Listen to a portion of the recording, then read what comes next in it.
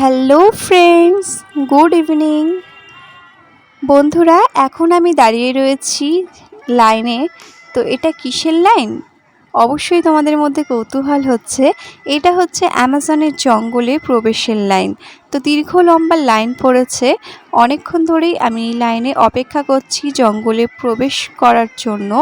তো ধীরে ধীরে লাইনটা এগিয়ে যাচ্ছে। বন্ধুরা, তোমরাও আমার সঙ্গে সঙ্গে প্রবেশ করো। আশা করছি তোমাদের সকলেরই ভালো লাগবে। ভালো লাগলে অবশ্যই লাইক কমেন্ট শেয়ার করে দিও। তো বন্ধুরা, আমি বাইরের থেকে তোমাদের জঙ্গলের ভিউটা দেখানোর চেষ্টা করছি।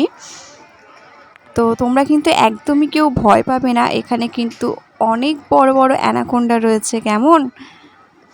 আর বন্ধুরা, আমার সঙ্গে রয়েছে আমার মা আর আমার বুনু। আমরা তিনজনেই এসেছি। আর এই দেখো, আমরা একদম অ্যামাজনের জঙ্গলের মেন প্রবেশ যে পথ সেখানে পৌঁছে গেছি। আর চারিদিকে অনেক বড় বড় অ্যানাকোন্ডা রয়েছে। তো ফাইনালি আমরা দীর্ঘ প্রতীক্ষার পরে জঙ্গলের ভেতরে প্রবেশ করলাম। পুরোটা তোমাদের ঘুরিয়ে দেখাচ্ছি। আর ভেতরটা একটু অন্ধকার, জানি তোমাদের একটু বুঝতে সমস্যা হবে। প্লিজ কেউ কিছু মনে করো না, একটু অ্যাডজাস্ট করে নিও। ভেতরে দেখো বিভিন্ন প্রজাতির জন্তু রয়েছে চারিদিকে, আর নানান রকম গাছে ভরা।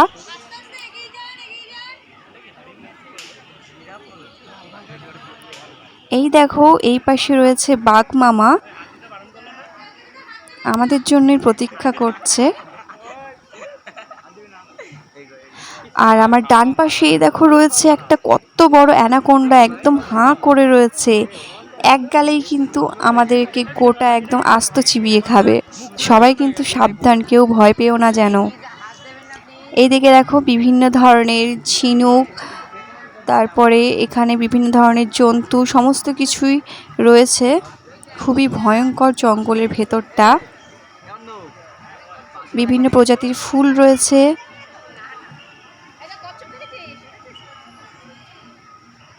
জানি না আমি তোমাদের কতটা বোঝাতে পারছি।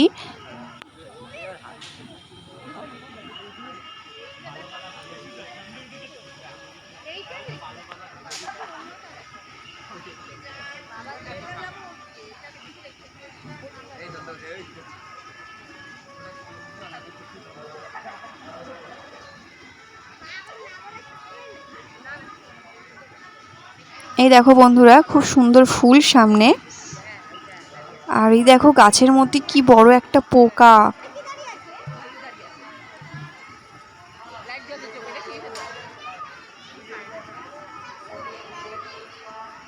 এ দেখো, গাছের উপরে পাখি।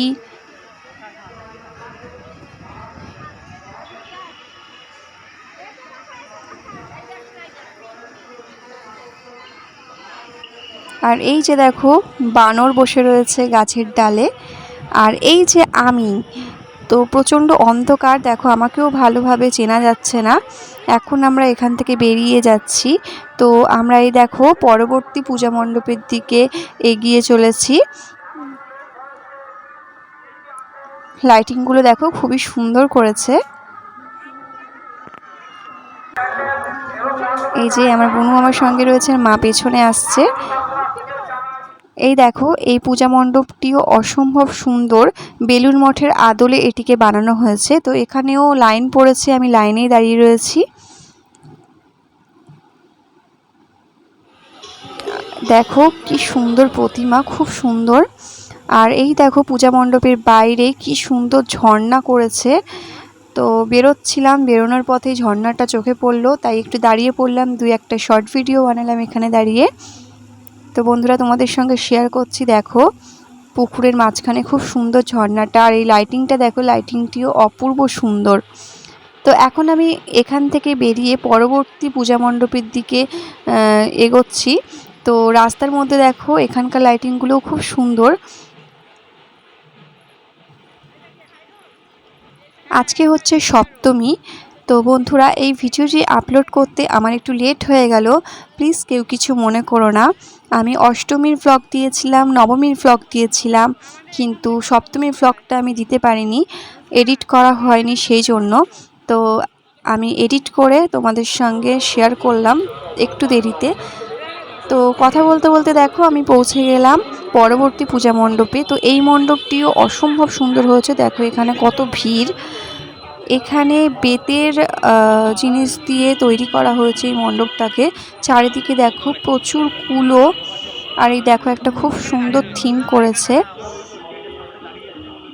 সবাই এখানে দাঁড়িয়ে ফটো তুলছে। আর থিমটার পেছনে দেখো একটা কত বড় হাড়ি, এত বড় হাড়ি তো আমি প্রথম দেখলাম।